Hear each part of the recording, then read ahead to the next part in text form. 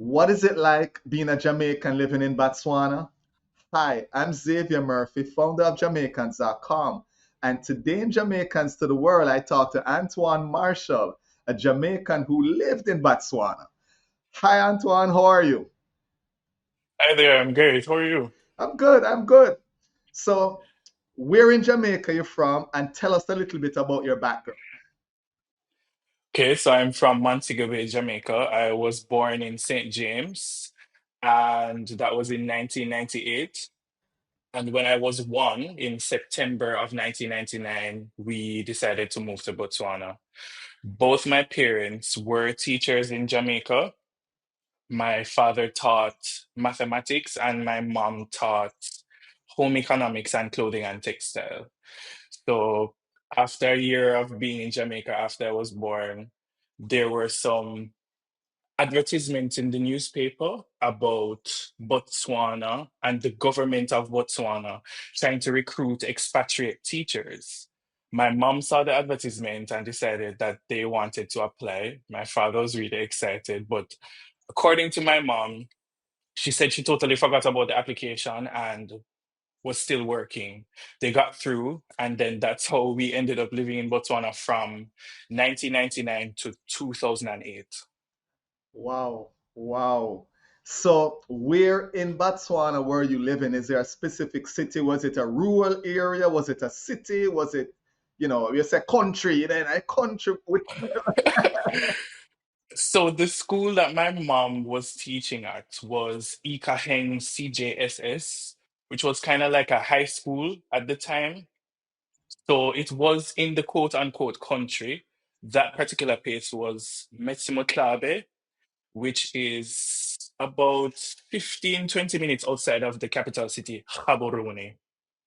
A lot of people mispronounce the capital of Botswana. Some people see it and say Gaborone. No, it has a at the beginning. So they obviously know you're not from I, there I won't if even, you're unable to. I won't even attempt. I leave it to you. Yeah, Gaborone. That's how they say it. Okay. And what was life like? I know you were very young, at the time, but what was life like for you there? It's I remember a lot of it because when we went there, as I said, there was an influx of international families into the country. They were not only recruiting teachers, they were also recruiting engineers.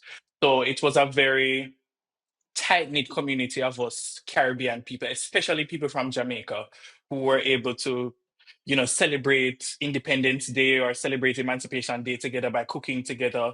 We'd go to church together. We would go to each other's houses and have lunch. Um, there were a lot of culture shocks. I remember it being very hot. And if you do plan to move there, it's extremely hot. And being from Jamaica, my parents are used to Christmas time being a little cool. Botswana is in the southern hemisphere, so that means that you have winter in July and summer in December. They were not used to that at all. Uh, So did when the winter came, did they expect it? Were they warned? Were they no, because at that time there was a lot of misinformation about Africa. You think of Africa, you think of hot climate, you think of wildlife. My grandma, according to my mom, said, "No, don't carry him. You guys go, leave him. The lions are gonna eat him." And we all know that's not true. But there was a lot of misinformation about, whatever it is like to be there. And if you were not there, you just wouldn't know. right? So I like to say that I was there before it became the cool thing to do. Because everybody wants to go now. So So I was there before it became cool. so let me ask you this. You're saying that the Jamaicans and the people from the Caribbean would get together, hold events and so on. Would you say that that helped to kind of preserve some of the culture for you? Absolutely. Absolutely. When we would have, my father was an amateur chef. So he would literally be the one on the jerk pan. and that jerk chicken would be so authentic, everybody would want some. But there was a cycle. If one family got to come to Jamaica, they would bring back things in preparation for that particular party. So if we're having an Emancipation Day party or Independence Day party, or if I remember correctly, watching the Olympics with Asafa, those families who came back with like tin aki, kalaloo, we would have it there for that specific purpose. But we also did grow our own things, which is something that Like deserves to what? be Like spoken about. like what? What did it grow? My dad had the most extensive garden you can think of. People said, You're not going to be able to grow anything in Botswana because the climate is so hot." He said, "Oh, watch me. We had everything you can imagine. We had a gungo tree that you could climb. I've never seen a gungo tree so big. Like the trunk was Wow. this thick. We had spinach, we had passion fruit, we had bok choy, pak choy, kalaloo, everything. No actually. Tomatoes, no, no ackee tree. But everything else that you can think of was there. Papaya was there. Everything was there. Wow, that is cool. That is really cool. Let me ask you this in terms of the amount of people, Caribbean people that were there. Do you remember how many?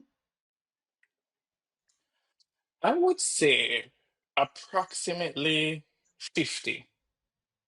It wasn't a lot of us, but it was a good, tight knit groups of families, whether teachers or engineers, that would have been there together. Nice, nice, nice. No, no language. Talk to me Yes. about the language and I'm sure let me state this first of all. I know most countries, on the motherland, it's multiple languages. So I don't know if you learned any specific one and how was that for you because you're young enough. No, you're probably thinking, I'm from here. There probably was even a point where you're Quite thinking. so. I so the main language of Botswana is Setswana. And if you're from Botswana, you are a Motswana. But if you're referring to a group of people from Botswana, they are Batswana people. So there's no Botswanian.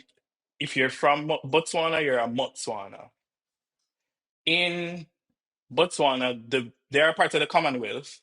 So one of the major languages is English, but the other traditional language is Setswana. Setswana was something that obviously culture shocked my parents because most times moving to another country, of course, you're not going to expect that everybody is going to speak to you in English. So without any knowledge, formal knowledge of the language, it was very difficult to communicate with people, especially those who were probably from the rural areas, never really had any good English, or who refused to speak English because of whatever reason. Maybe they just wanted to be spiteful to an immigrant. You came to our country, you need to learn our language. But it was definitely a culture shock. So I'll teach you a couple things that I remember. If you would like to say hello, Dumela. Dumela is Dumela. Domela. And this right. And the sign of respect would be added on to that, where you're a man, I would say Dumela Ra Murphy, as in Mr. Murphy or Sir Murphy. If My it is a father. I know lady, you're talking about my father. I'm Xavier. right. So if it's a lady, you would say Dumela Ma. So for example, the children at school who my mother was teaching, they would say Mam Marshall, as in MMA and her last name, as a sign of like respect. I see. I see. No culture shock.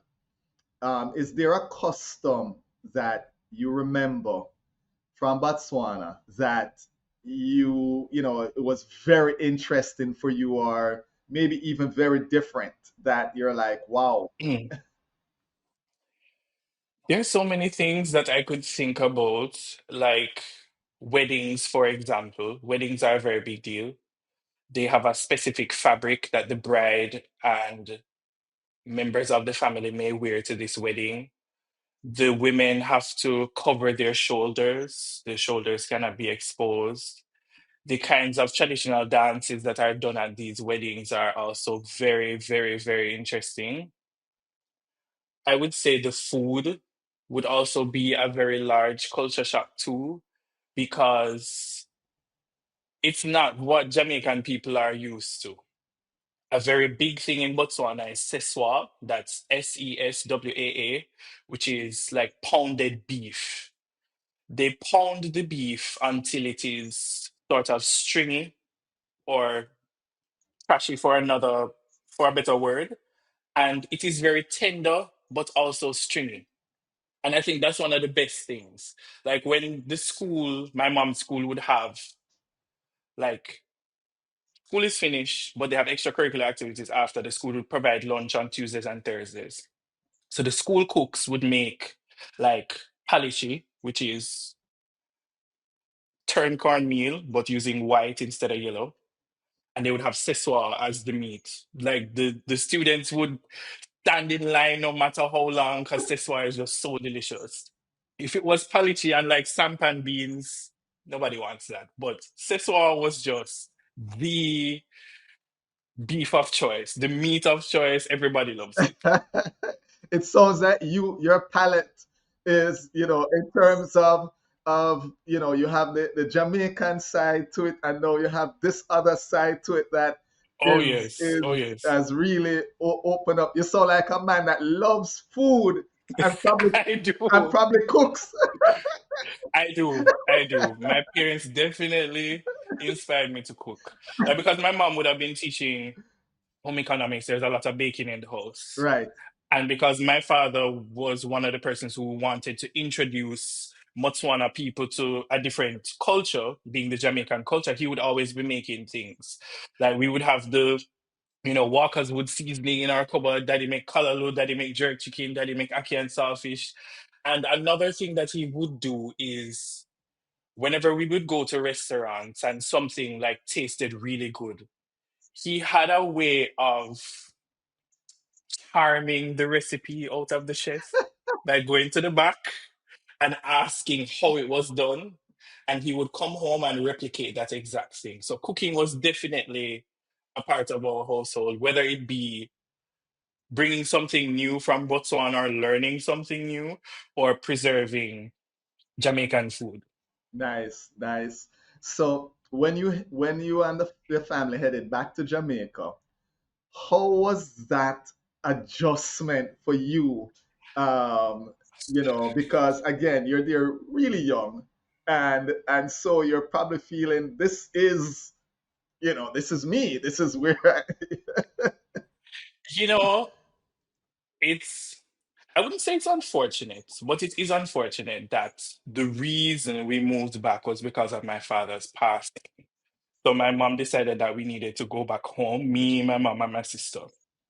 No, we would have only visited Jamaica twice in our time there, 2002 and 2005. So, of course, I know my family, but I had never had the opportunity to live with them and experience them because it was only, in my young mind, a group of people who I would have seen at Christmas time, for example, or during the holidays when school was out. So, coming back to Jamaica, I really had to process leaving my friends, leaving all of the people that I would have deemed family, and coming back to Jamaica, being introduced to a new family. I had to redo grades 5 and 6 because at the time we came back, the students had already signed up for GSAT at the time. So I was introduced to grade 5. I was introduced to Jamaican history, Jamaican culture in terms of social studies. It was just a whole new curriculum for me personally. And what's funny is my mom ended up teaching at the same school. So when they introduced us, they said, "We have a young man here who has come all the way from Africa to be with us in our class."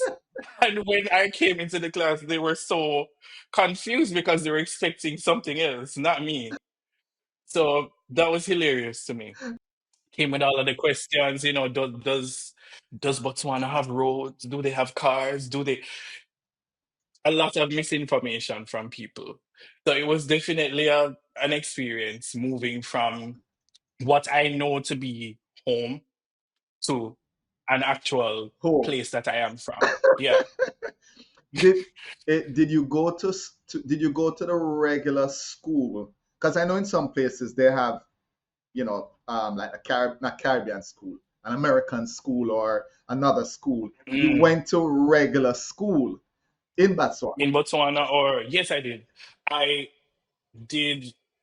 Funnily enough, when we got there was a school that was starting, like a kindergarten school, and I was one of the first seven children at that school.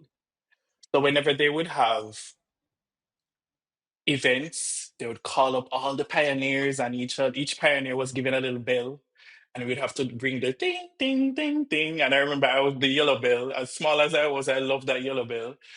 So I grew up with like the school started with us, and then as they continued to expand, they created the primary school, high school.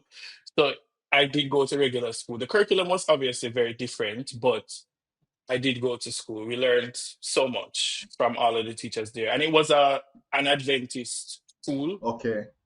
from the kindergarten to the primary school. So games, do you remember some of the games that you played in school there that were, again, maybe interesting, maybe different? I there is a game that they called Dutch, but in the Motswana accent, they would say, let's go play Dutch. And it's basically sight or dandy shandy, as you would call it. It's the same, but we had that game and we loved to play it in the school time. We also like to play this traditional. I don't think it's really a game. I think it's more so traditional, where you get like a piece of string that's tied, so it's in a knot, and you put it on your hands, Okay, and you yes, make the the different diamond. designs, and you transfer it to somebody, Yes, the and then you diamond. take it back. Yes, we had that game too. Like our Setswana teacher taught us how to do that. I think those are the two that I remember most. Right, right. Okay. Now, do the kids, when they realize that you were Jamaican, ask you some, some questions like what's, I mean, again, you weren't living, there in the early stages, but I'm sure you're hearing from your parents. You mean like the questions that they would ask Yes, me the, in the Botswana? questions that they would Oh ask you yes, in Botswana about Jamaica. they would ask the same questions that a lot of people who I continue to use this word misinformation because I get very protective of my second home. Whenever people ask questions like, do they have cars? Do they have houses? They're asking the same questions about Oh, Jamaica because their knowledge of the world is around them. right, right. At that time, the internet was not necessarily the biggest thing in the world. You'd have to read about it. You'd have to watch it on TV, maybe watch a documentary. If you're not doing those things, it's not like now where you can take up your phone and Google anything that you want to. The internet was slowly creeping into the culture. So, in the same way, Jamaican people would say, oh no, don't go over there. The tiger or the lion is going to eat you. It's the same way they would question things and ask, do you have these things in Jamaica? As little kids, they would definitely ask me because I was not necessarily the black sheep, but the unique person being from another place. So they would definitely ask those kinds of questions. Um, no, in terms of, and I'm going back and forth, when you went back to Jamaica, how did you keep in touch with the folks there? Because I'm sure you're missing them. What, and And was there planned visits back, or you had to wait till you were an adult? I so at the time, Facebook began to be the thing. Just after MSN Messenger kind of died down and Yahoo Messenger started to die down, Facebook became the thing. I joined Facebook when I was, I don't remember, in 2010. That's when I joined Facebook. And when you go on Facebook, you start looking up your friends and you be like, I wonder if this person is on here. Yes, that is how I was able to communicate with them via Facebook. When I got my first phone, I tried to get all my friends' numbers and we would talk and text and say, how is it in Jamaica? What's going on? Are you guys still going to school? But after a while, it became, I wouldn't say unfortunate, but you continue to grow and evolve in the environment that you are. So the only thing now that you can talk about is the reminiscing of what used to be, because they are now growing, you are now growing. While you still exchange what is happening, you are not necessarily growing together because Right. of cultural context. So I still keep up with my friends, of course. I still keep up with my kindergarten teacher. I talk to her on WhatsApp, Mampofu. I talk to a lot of people who were my parents' friends at the time, who would like take me to camps, or we would have kids day over here or playing in their backyard. Sometimes I still talk to them all the time. The doctor that I used to go to, we still talk. So I definitely keep up with them through WhatsApp and Facebook. So, what is your fondest memory of Botswana? I think that this story is going to reinforce the stereotype that I've been running away from, but I'm going to tell it anyway. I remember, as my mom says that I remember everything, it's actually very true. The same school, the kindergarten school that I told you I was one of the pioneers, there was a school dog, and her name was Megan. Megan was a short little white-haired dog, a very small dog. And there was just something in the air that there was an emergency. I remember people running up and down, people wondering, oh, what are we going to do? What are we going to do? When I heard what had happened, a python was currently, at the time, swallowing Megan whole. And I just burst into tears. I was always hanging on to the skirt of my teacher, Mampofu, and I burst into tears and I want my daddy, I want my daddy. She called him. And as the Jamaican father that he is, he came with his pocket knife and he gutted that python and took out the dog. Megan was still alive. What? Quite so. As much as I've been running away from, yes, he was that guy. Bullbuck and Duppy Conqueror Clive Marshall was the man.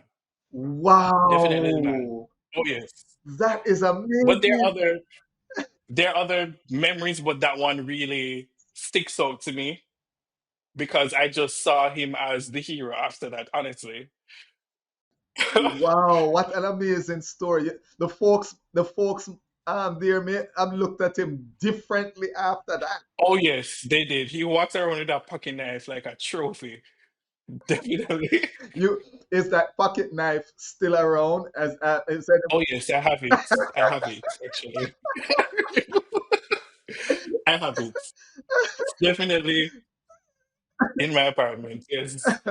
well, listen, Antoine, I really appreciate you spending some time telling us about your experience. They are very different experience than most I have spoken to. Most people are there as an adult and so forth. What advice would you give to anyone who is thinking of picking up, moving a family to another country, maybe Botswana, maybe anywhere in the Southern Africa area? What advice should you give them?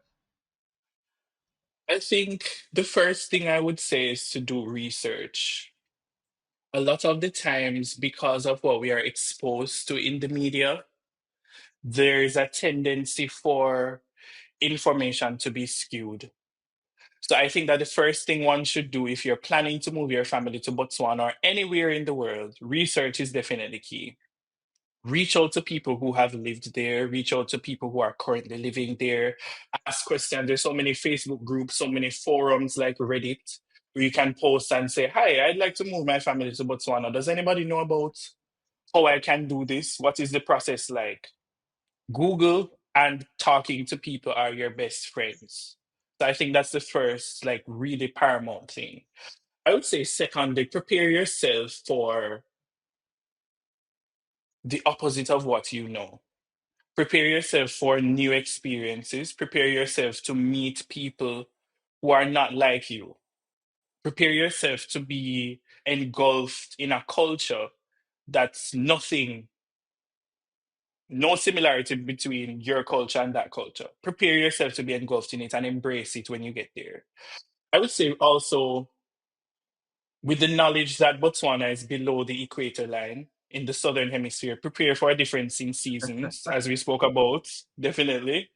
Also, prepare yourself for the kinds of food that is available there. Prepare yourself for really hot weather, but also prepare yourself for a very calm, inviting, I don't want to use the word docile, but there is a sense of calmness in Botswana people with comparison to the excitement of Jamaican people. Botswana people are a little calm.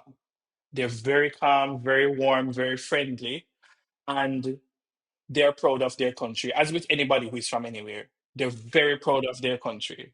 And it is an honor to be able to speak about it, to have lived there, to have had that experience. And I would love for other people to have the same experience. Because we not only lived in Botswana, we traveled. We went to South Africa, we went to Swaziland, we visited Zambia, Zimbabwe as, oh, this is not the only place that we can visit. Let's go. Let's go and see what they do over there. So I would encourage anybody, one, do your research, prepare yourself for all of the culture shocks as a result of the research that you're going to find, and prepare to embrace The culture. the culture as best as you possibly can without bias. I know that's very hard to do without, you know, a skewed or subjective way of viewing things. Be objective and welcome it. That's some awesome, awesome advice. It had me thinking, um, do you keep up with what's going on there? And also, from a food perspective, it sounds like you cook the food. I'm projecting here, but also the language. Do you keep up with the language also? Latest slang, all of that stuff. Do you keep up with any of that? I don't, and I say I don't because Setswana is so unique. And if you don't have anybody to speak it with, you'll forget. So there are phrases and pieces of information that you'll never forget because they've stuck with you. But as far as being fluent or as far as being able to have a conversation, once you're not able to do that since 2008 because you're thrust into a new culture, you tend to forget. But I will say that as each country continues to evolve, Botswana has seen Botswana has seen a lot of great things happen in terms of like the continuous influx of money because I have a lot of diamonds, Okay. continuous growth in the culture because of the internet. Everybody wants to go to Afro Nation. Everybody wants to go to an Afrobeats party. Everybody wants to figure out the unique dances of these different cultures and incorporate them into what they're doing. So I feel that Botswana, as well as the other African countries, are finally getting their moment in the sun. Whereas back in the early 2000s, there was a lot of All misinformation. right. And you have said it quite a few times, Yes, information. yes, yes, yes. Ooh. So here is how I'm going to close out, Antoine. Um, how do you remember, if you remember that is, how do you say goodbye informally? Teach me how to do it. Informally. Okay, so there are a couple ways you could do that. Husiame is a word that has double meaning. Husiame could be okay, the same in Gaborone. See it come back to bite you. So you're gonna have to learn to do it. So Husiame could mean okay or goodbye. Like if you're saying bye to your friends, Husiame. However, Husiame Sintle is almost like go with God. Kusiami Sinclair. Sintle. Okay, let's do this again. Kusiana Sinclair. Let 1 second. Ho Ku ti ti ame. Husiame. kuteami. Husiame. It's an Kusiami. S. Kusiami. Sintle, yes. So that's Gosime. Sintle would be Sentle, but the T and the L are together. So you wouldn't say t, it's Sintle. Sinclair. Kusiani We'll work with Sinclair. that. Husiame Sintle. But if you're upset and you want to tell the person to go away, you could say Samaya. So why never tell me that from long time? Samaya. Samaya. So Tsamayaya. Samaya. Samaya. Yes. We're gone. Yes. Antoine, thank you again. And No keep on problem. thinking.